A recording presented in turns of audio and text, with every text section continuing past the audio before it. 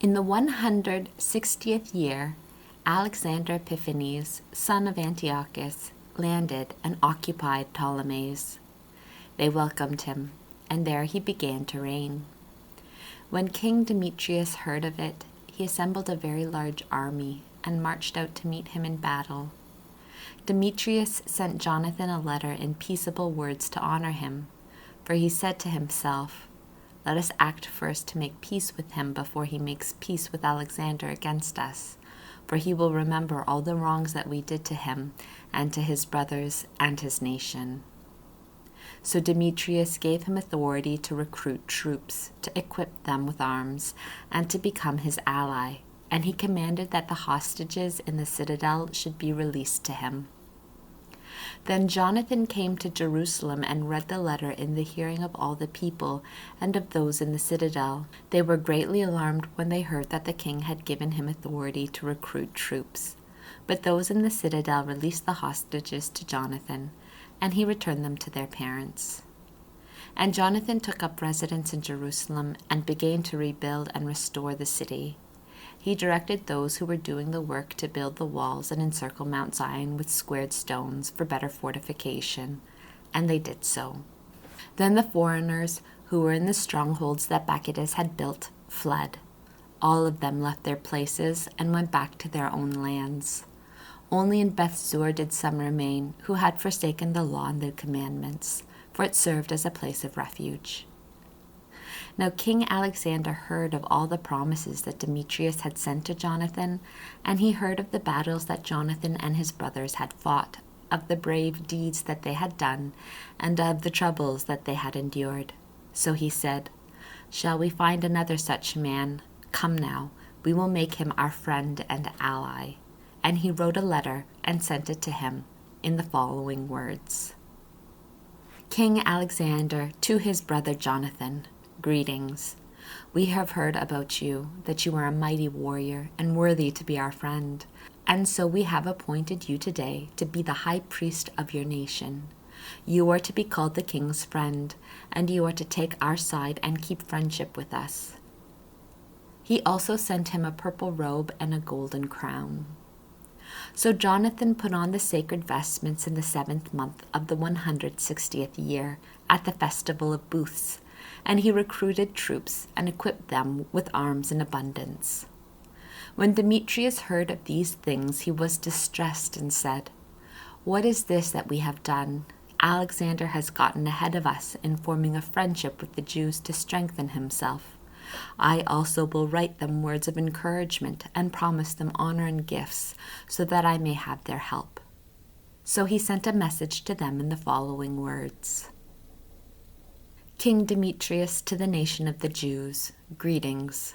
Since you have kept your agreement with us and have continued your friendship with us and have not sided with our enemies, we have heard of it and rejoiced. Now continue still to keep faith with us, and we will repay you with good for what you do for us. We will grant you many immunities and give you gifts.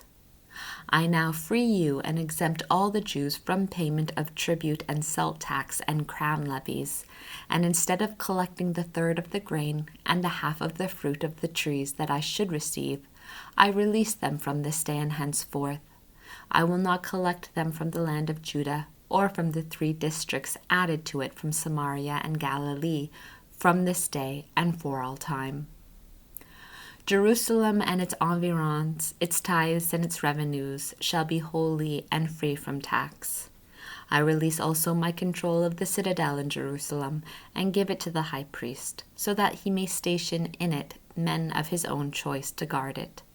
And every one of the Jews taken as a captive from the land of Judah into any part of my kingdom, I set free without payment.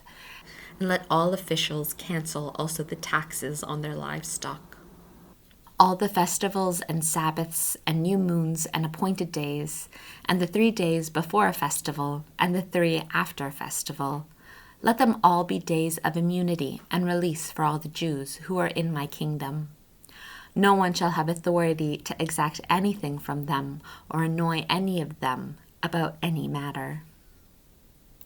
Let Jews be enrolled in the king's forces to the number of 30,000 men, and let the maintenance be given them that is due to all the forces of the king.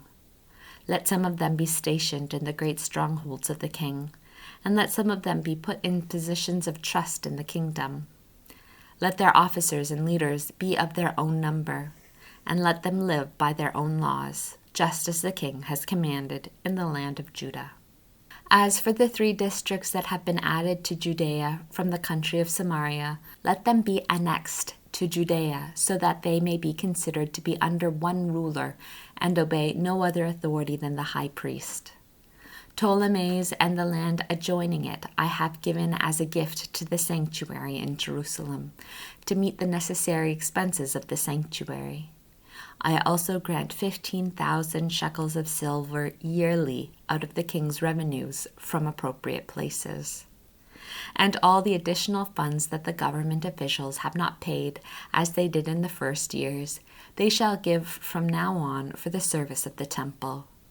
Moreover, the 5,000 shekels of silver that my officials have received every year from the income of the services of the temple, this too is cancelled, because it belongs to the priests who minister there.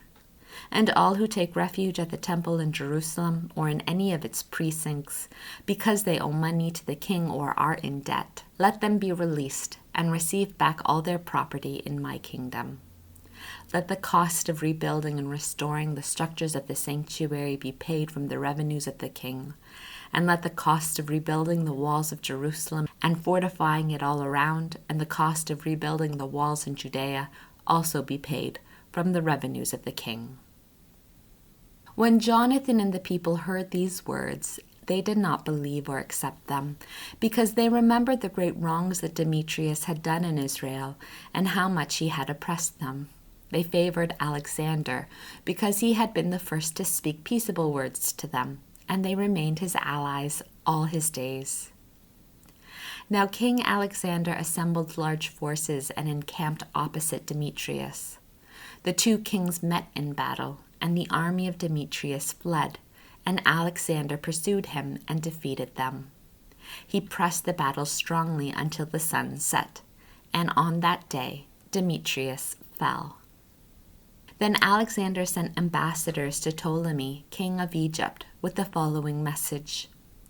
Since I have returned to my kingdom and have taken my seat on the throne of my ancestors and established my rule, for I crushed Demetrius and gained control of our country.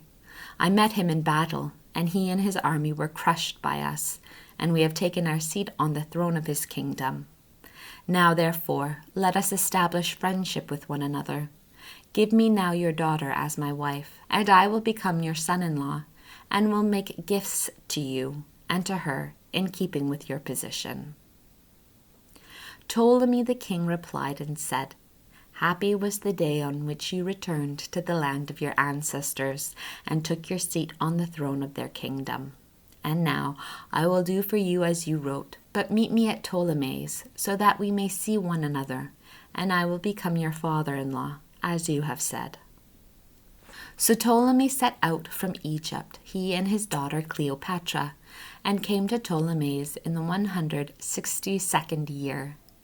King Alexander met him in Ptolemy, gave him his daughter Cleopatra in marriage, and celebrated her wedding at Ptolemais with great pomp, as kings do.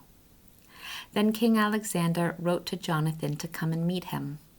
So he went with pomp to Ptolemais and met the 2 kings. He gave them and their friends silver and gold and many gifts, and found favor with them. A group of malcontents from Israel, renegades, gathered together against him to accuse him, but the king paid no attention to them. The king gave orders to take off Jonathan's garments and to clothe him in purple, and they did so. The king also seated him at his side, and he said to the officers, Go out with him into the middle of the city and proclaim that no one is to bring charges against him about any matter, and let no one annoy him for any reason. When his accusers saw the honor that was paid him in accord with the proclamation, and saw him clothed in purple, they all fled. Thus the king honored him and enrolled him among his chief friends, and made him general and governor of the province. And Jonathan returned to Jerusalem in peace and gladness. In the 165th year, Demetrius, son of Demetrius, came from Crete to the land of his ancestors. When King Alexander heard of it, he was greatly distressed and returned to Antioch. And Demetrius appointed Apollonius, the governor of Coelesyria, and he assembled a large force and encamped against Jamnia. Then he sent the following message to the high priest, Jonathan. You are the only one to rise up against us, and I have fallen into ridicule and disgrace because of you. Why do you assume authority against us in the hill country? If you now have confidence in your forces, come down to the plain to meet us, and let us match strength with each other there, for I have with me the power of the cities. Ask and learn who I am and who the others are that are helping us. People will tell you that you cannot stand before us, for your ancestors were twice put to flight in their own land. And now you will not be able to withstand my cavalry and such an army in the plain, where there is no stone or pebble or place to flee. When Jonathan heard the words of Apollonius, his spirit was aroused. He chose 10,000 men and set out from Jerusalem, and his brother Simon met him to help him. He encamped before Joppa, but the people of the city closed its gates, for Apollonius had a garrison in Joppa. So they fought against it, and the people of the city became afraid and opened the gates, and Jonathan gained possession of Joppa. When Apollonius heard of it, he mustered 3,000 cavalry and a large army, and went to Azotus as though he were going farther. At the same time he advanced into the plain, for he had a large troop of cavalry, and put confidence in it. Jonathan pursued him to Azotus, and the armies engaged in battle. Now Apollonius had secretly left 1,000 cavalry behind them. Jonathan learned that there was an ambush behind him, for they surrounded his army and shot arrows at his men from early morning until late afternoon. But his men stood fast, as Jonathan had commanded, and the enemy's horses grew tired. Then Simon brought forward his force and engaged the phalanx in battle, for the cavalry was exhausted. They were overwhelmed by him and fled, and the cavalry was dispersed in the plain. They fled to Azotus and entered Beth-dagon, the temple of their idol, for safety. But Jonathan burned Azotus and the surrounding towns and plundered them, and the temple of Dagon and those who were taken refuge in it he burned with fire. The number of those who fell by the sword, with those burned alive, came to 8,000. Then Jonathan left there and encamped against Askelon, and the people of the city came out to meet him with great pomp. He and those with him then returned to Jerusalem with a large amount of booty. When King Alexander heard of these things, he honored Jonathan still more, and he sent to him a golden buckle, such as it is the custom to give to the king's kinsmen. He also gave him Ekron and its environs as his possession.